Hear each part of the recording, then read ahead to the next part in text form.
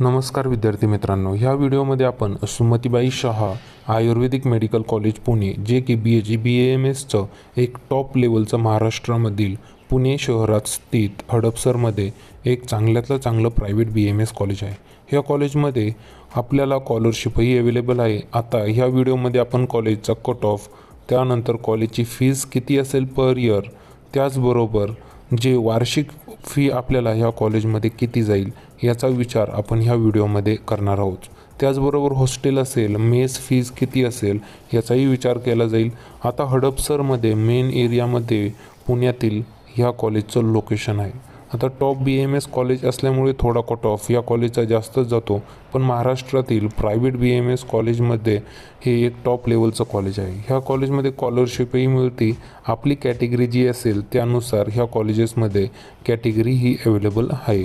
तुम्ही व्हिडिओमध्ये फोटो पाहू शकता। आता कट ऑफ आम्ही जो आज सांगणार आहे तो थर्ड राऊंडपर्यंत व्हॅलिड आहे।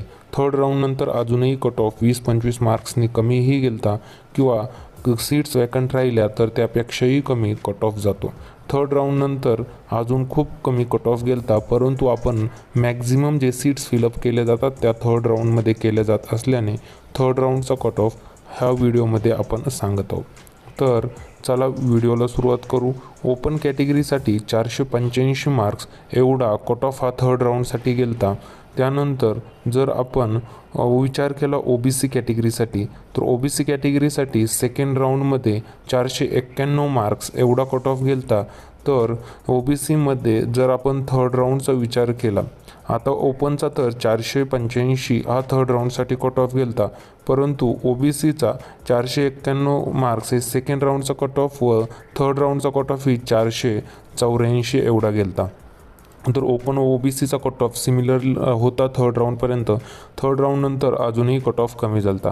विजय कॅटेगरीचा विचार केला तर 454 मार्क्स एवढा थर्ड राऊंडमध्ये ज्या विद्यार्थ्यांना सीट्स अलॉट झालेली आहे, म्हणजे एखाद्याचा स्कोर विजय कॅटेगरीमधून 454 आला असेल त्या विद्यार्थ्याला सुमतीबाई शहा आयुर्वेदिक कॉलेज हे अलॉट झालेलं आहे।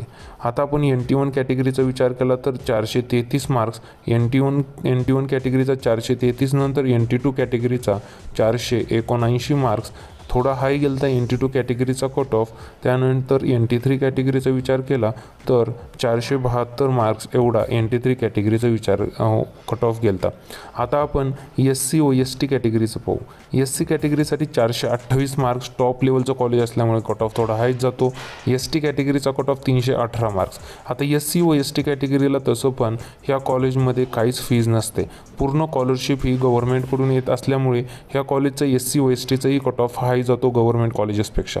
आता एक टॉप कॉलेज आहे त्यामुळे कट ऑफ हाय जाणं साहजिकच गोष्ट आहे व कॅटेगरी बेनिफिट्स मिळत असल्यामुळे याच्यामध्ये खूप हेल्प होते। जर तुम्हाला आमची पेड काउन्सिलिंग घ्यायची असेल किंवा महाराष्ट्रातील सर्व कॉलेजेस एकदम व्यवस्थित रँकिंगनुसार पेशंट फ्लो असेल कॉलेजमध्ये, teaching staff, dead bodies, other सर्व याने चांगली काउन्सिलिंग करायची असेल तर 9730 89 89 60 या व्हॉट्सअप क्रमांकावर आम्हाला नक्कीच मेसेज करा।